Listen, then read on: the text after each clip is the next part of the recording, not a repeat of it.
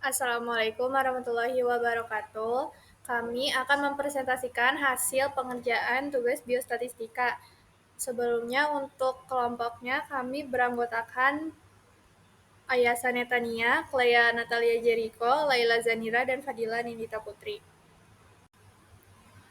Dataset yang digunakan dalam penelitian ini adalah Stroke Prediction Dataset yang diambil dari Kaggle Moses Monsi 2022. Dataset ini berisi 5.110 data pasien dengan 12 variabel yang menggambarkan karakteristik demografis, medis, dan gaya hidup pasien. Variabel utama yang digunakan dalam analisis ini meliputi usia, kadar glukosa rata-rata, indeks massa tubuh, dan status kejadian stroke-nya. Dataset ini dipilih karena memiliki nilai klinis yang kuat dalam analisis risiko penyakit kardiovaskular. Untuk menangani missing value, hasil eksplorasi awal menunjukkan bahwa terdapat 201 nilai kosong pada kolom BMI, sedangkan kolom lain terisi lengkap. Nilai kosong tersebut ditangani menggunakan metode imputansi median karena median lebih representatif untuk data dengan distribusi tidak simetris. Setelah pengisian dilakukan, hasil pemeriksaan menunjukkan bahwa tidak ada lagi nilai kosong pada seluruh kolom. Hal ini menandakan bahwa dataset telah bersih dan siap digunakan untuk analisis statistik. Kemudian untuk mendeskripsikan tipe data, berdasarkan hasil pemeriksaan penggunaan df.info, dataset terdiri atas dua tipe data utama, yaitu numerik dan kategorikal.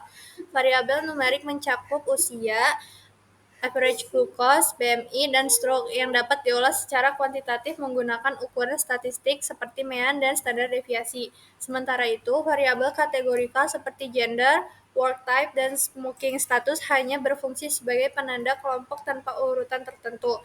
Identifikasi tipe data ini penting agar metode statistik yang diterapkan sesuai dengan karakteristik masing-masing variabel.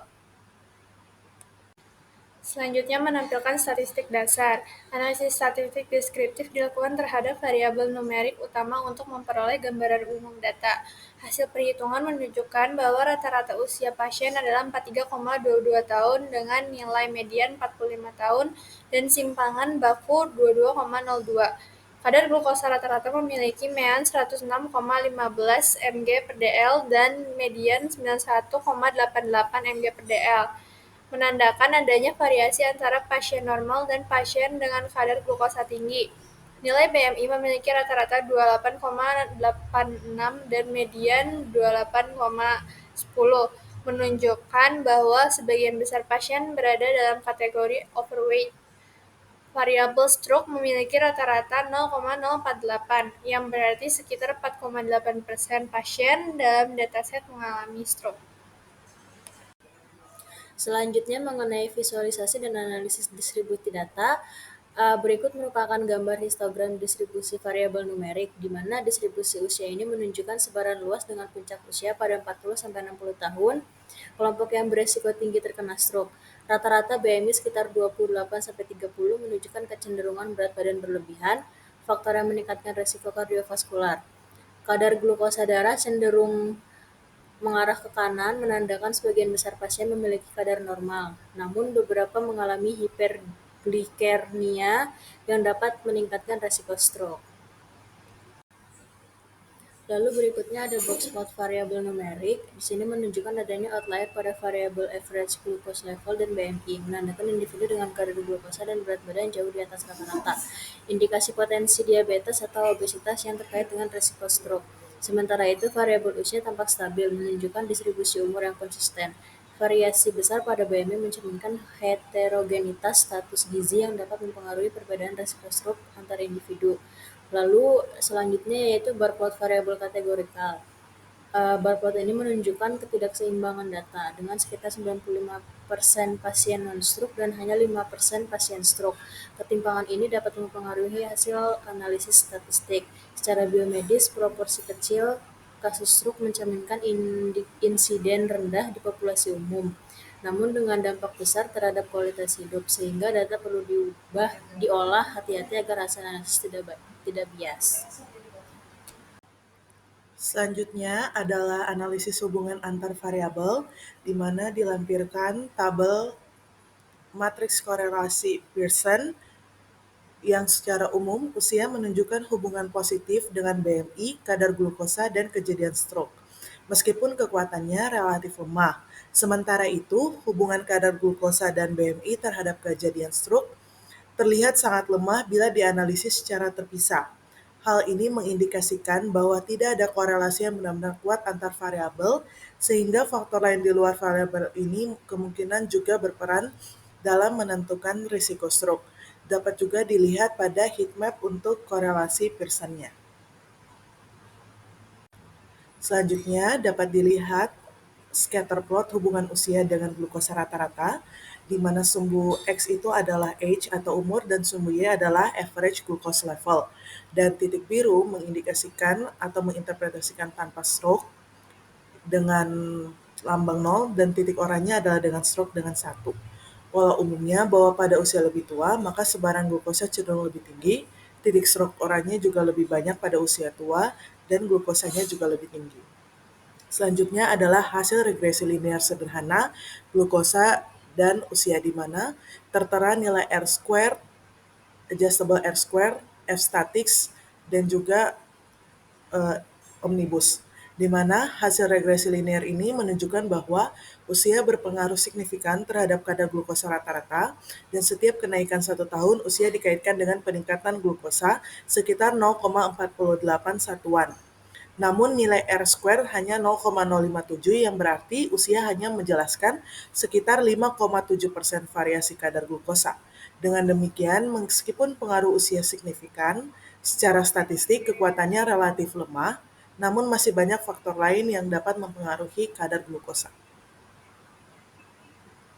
Selanjutnya adalah analisis outlier. Analisis ini dilakukan untuk mendeteksi nilai-nilai ekstrim atau outlier yang menyimpang dari pola umum data.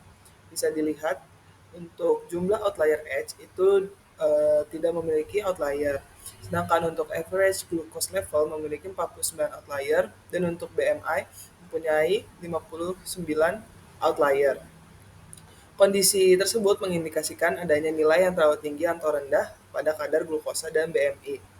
Outlier dapat muncul karena kesalahan input atau kondisi ekstrim tertentu dan perlu diperiksa lebih lanjut karena dapat mempengaruhi hasil analisis maupun performa model prediksi. Selanjutnya adalah uji normalitas menggunakan Shapiro-Wilk. Uji Shapiro-Wilk dilakukan untuk mengetahui apakah data berdistribusi normal atau tidak.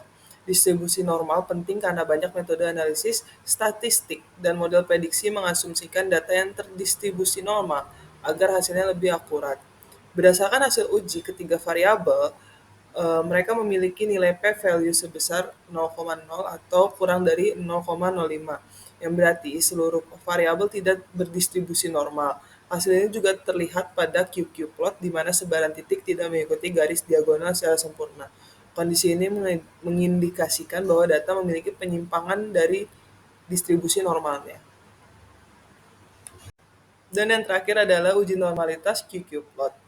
Untuk uji normalitas QQ plot itu dibagi juga menjadi 3 variabel, yaitu age, average glucose level, dan BMI. Untuk age, garis titik-titik pada QQ plot untuk variabel age terlihat cukup mengikuti garis diagonal, meskipun terdapat sedikit penyimpangan di bagian ujung. Hal ini menunjukkan bahwa distribusi umur relatif mendekati normal, meskipun uji Shapiro-Wilk menunjukkan p-value-nya kurang dari 0,05. Artinya ada sedikit ketidaksesuaian terhadap distribusi normal, namun secara visual data tidak memiliki penyimpangan yang ekstrim.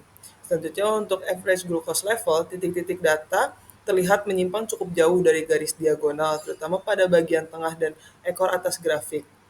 Ini menunjukkan bahwa distribusi data tidak normal dan cenderung skewed ke kanan, artinya terdapat banyak nilai tinggi yang tidak seimbang dengan nilai rendah. Kondisi ini juga sesuai dengan hasil uji Shapiro-Wilk-nya, menandakan bahwa kadar glukosa rata-rata pada populasi data memiliki variasi ekstrim atau adanya individu dengan kadar glukosa yang sangat tinggi.